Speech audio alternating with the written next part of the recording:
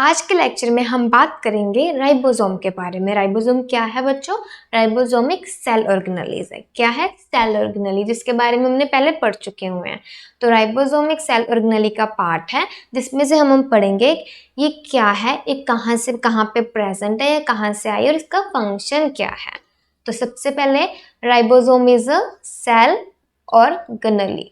Okay, उसके बाद हम बात करेंगे कि ये है क्या। राइबोसोम एक ऐसी साइट है जहां पर प्रोटीन की सिंथेसिस की जाती है। क्या करी जाती है? प्रोटीन की सिंथेसिस। मतलब सिंथेसिस मीन्स क्या होता है? किसी चीज का बनना, फॉर्म होना, किसी चीज का बनना। उसके बाद अब हम देखेंगे कि ये है कहाँ पे। ये देखो, हम पढ़ चुके हुए हैं सेल मेम्ब्रेन के बारे में। अब देखो भी सिंपल सी बात है। अब मेरे पास एक छोटा सा सेल है। अब जो इसकी आउटर लेयरिंग होगी ऐसे वाली, वो क्या होगी? वो इसे प्रोटेक्ट करेगी, वो एक मेम्ब्रेन होगी। मतलब सेल की आउटर मेम्ब्रेन सेल मेम्ब्रेन। उसी तरह से न्यूक्लियस है, तो न्यूक्लियस की आउटर मेम्ब्रेन को क्या बोला जाएगा? Nuclear membrane. समझ लगा? अब ये अंदर न्यूक्लियस, इसकी आउटर मेम्ब्रेन न्यूक्लियस। अब मैंने आपको एक पढ़ाया था साइटोप्लाज्म, मतलब सेल मेम्ब्रेन और न्यूक्लियस के बीच के पार्ट में जो फ्लूइड एक्वस होता है उसे साइटोप्लाज्म बोला जाता है, मतलब साइटोसोल। अब उसी साइटोसोल में, उसी साइटोप्लाज्म में कुछ छोटे छोटे से ग्रेन्यूल्स होते हैं भाई। मतलब छोटे छोटे से गोलाकार ग्रेन्यूल्स होते हैं जिन्हें बोला जाता है राइबोसोम्स। अब क्लियर हुआ आपको? अब आता है इस पे, ribosomes are numerous small granules. सही बात है, राइबोसोम में छोटे छोटे से गोले होते हैं, मतलब छोटे छोटे से ग्रैन्यूल्स। ग्रैन्यूल्स क्या होते हैं? जो छोटे छोटे बिल्कुल राउंड पार्टिकल्स में होते हैं।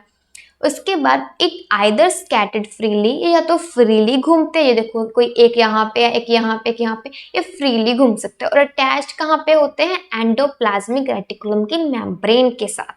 ये देखो, ईआर की फुल फॉर्म एंडोप्लाज्मिक रेटिकुलम। अब आप ये समझ सकते हो कि ये एक एंडोप्लाज्मिक रेटिकुलम की लेयर है। ओके, इस मेम्ब्रेन के साथ जहाँ पे कुछ राइबोसोम प्रेजेंट है। ये देखो, हम इससे ग्रीन कलर से राइबोसोम्स बना देते हैं। मतलब ये किसके साथ अटैच है? ये एंडोप्लाज्मिक रेटिकुलम के साथ अटैच्ड हो रहे हैं। उसके बाद पॉइंट आता है, इसे क्या बोला जाता है? किस नेम से? इसे बोला जाता है factory for the synthesis of protein. Protein बनाने की फैक्ट्री। देखो, फैक्ट्री भी चला रहा है राइबोसोम एक तरह से। अब हम बात करेंगे कि राइबोसोम का काम क्या होता है। काम तो मैंने आपको बता दिया। आप बोलोगे मैम काम तो आपने बता दिया, वो भी प्रोटीन बनाता है। अब बनाता है कैसे, वो भी देखो भाई। न्यूक्लियस है, ये सेल मेम्ब्रेन, ये साइटोप्लाज्म आपने पढ़ा हुआ है ऑलरेडी। न्यूक्लियस में डीएनए होता है। मैंने क्या बोला था? Nucleus is the brain of cell. Nucleus ही सारे काम करवाता है। न्यूक्लियस में क्या होता है? डीएनए जो फर्दर फॉर्मेशन करता है आरएनए की।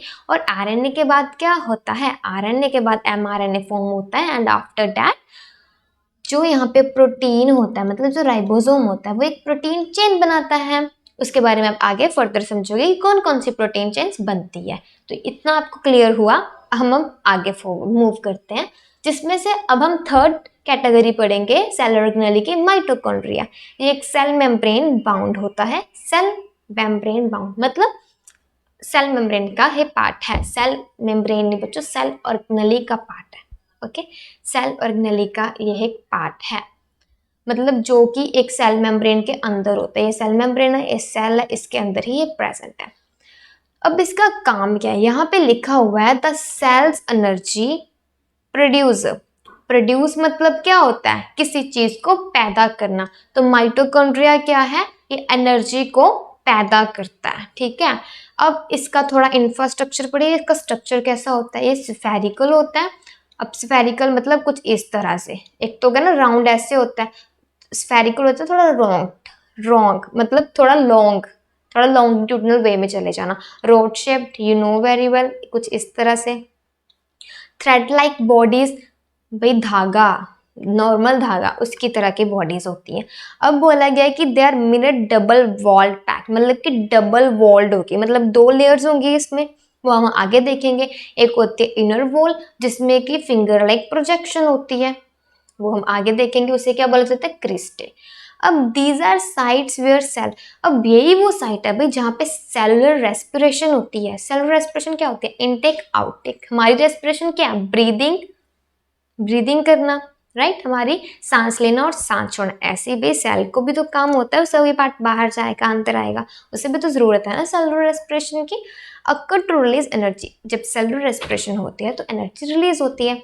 अब वो एनर्जी स्टोर कहाँ होती है भैया, वो एनर्जी स्टोर होती है एटीपी की फॉर्म में, और इसे क्या बोला जाता है, one of the famous name, अगर आप किसी को ये बोल दोगे कि mitochondria is known as the power house of cell, उन्हें पता चल जाएगा कि बच्चे को नॉलेज है इस बारे में।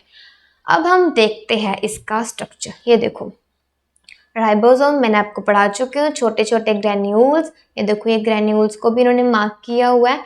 अब बात करते हैं, उन्होंने बोला था कि माइटोकॉन्ड्रिया की दो मेम्ब्रेन्स हैं। माइटोकॉन्ड्रिया दो मेम्ब्रेन से कवर्ड होता है, दो मेम्ब्रेन से कवर्ड होता है। कौन कौन सी, एक तो हो गए इनर और दूसरी कौन सी होगी, आउटर। अब हम देखेंगे कि अगर तो इनर मेम्ब्रेन है तो इनर मेम्ब्रेन अंदर जाता है, कहाँ पे है, और आउटर मेम्ब्रेन। इनर से आपको पता चल रहा होगा, इनर है तो अंदर होगी। अब किसके अंदर भाई, माइटोकॉन्ड्रिया की ये वाली लेयर, ये वाली लेयर देखो, गॉट इट, ये जो लेयर है ये वाली, या ये है इनर मेम्ब्रेन, और ये जो है ये मैं ऑरेंज से कर देती हूँ, ये जो ये है ये आउटर मेम्ब्रेन। अब देखते हैं इनर मेम्ब्रेन।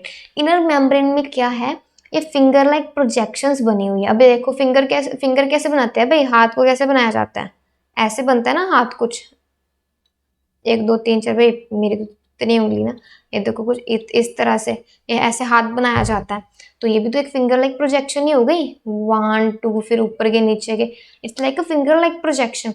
तो इस इनर मेम्ब्रेन को फिंगर लाइक प्रोजेक्शन है, तो इस फिंगर लाइक प्रोजेक्शन को क्या बोला जाता है। अब देखो, अब ये जो फोल्ड है, ध्यान से सुनना बात, ये जो फोल्ड है एक्चुअल में इसे बोला जाता है क्रिस्टे। क्या बोला जाता है, क्रिस्टे, इन्हें बोला जाता है क्रिस्टाई। और यही क्रिस्टाई क्या करते हैं, ये डीपली फोल्डेड होते हैं। अब आपको क्लियर हुआ, फिंगर लाइक प्रोजेक्शन होती है, अब ये जो फोल्ड होते हैं उन्हें क्रिस्टाई बोला जाता है। और एक और चीज आपको फैक्ट बताऊं इसका, इसमें छोटे छोटे क्या होते हैं, पोर्स होते हैं। क्या होता है, पोर्स। ये आउटर मेम्ब्रेन होगी। और अब एक जो जानने वाली बात है कि जो सरफेस एरिया होता है इनर मेम्ब्रेन का, वो as comparison to outer membrane ज्यादा होता है।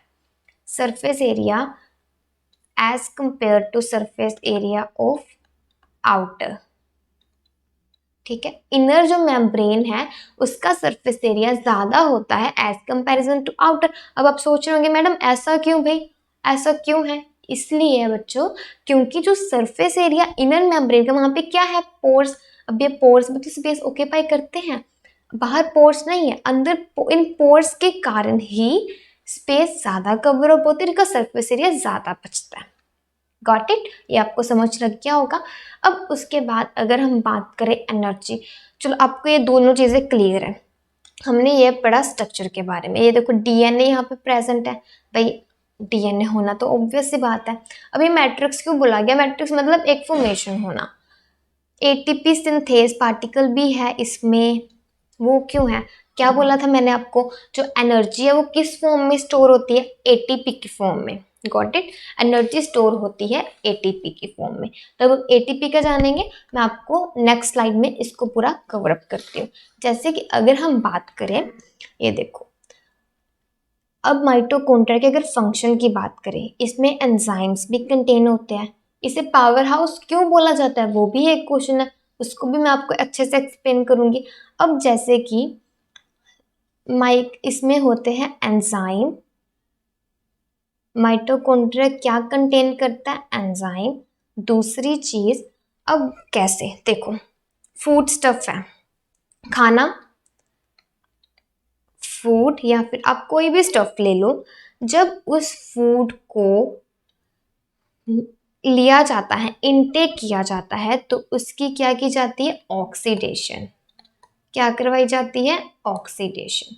ऑक्सीडेशन किसकी प्रेजेंट में करवाई जाती है, एंजाइम के, एंजाइम प्लस O2 ऑक्सीजन के प्रेजेंट में। जब इन दोनों की प्रेजेंट में प्रोसेस करवाया जाता है तो क्या फॉर्मेशन होती है, CO2 मतलब कार्बन डाइऑक्साइड प्लस H2O, मतलब वाटर की, इन दोनों की फॉर्मेशन हुई। एंजाइम ये कंटेन करता है, और एंजाइम से क्या करता है, एंजाइम किस में मदद करते हैं, फूड को डिजेस्ट, फूड की ऑक्सीडेशन करवाने में। Got it. अब जब ये फूड की ऑक्सीडेशन होगी, ड्यूरिंग ऑक्सीडेशन क्या होगा, ड्यूरिंग ऑक्सीडेशन, ऑक्सीडेशन की ड्यूरिंग कुछ एनर्जी रिलीज होगी। क्या होगा, एनर्जी रिलीज। अब जो एनर्जी रिलीज होगी, उस एनर्जी को किसी ना किसी चीज में यूटिलाइज तो करना पड़ेगा। अब वो एनर्जी को यूज किया जाता है टू फॉर्म एटीपी।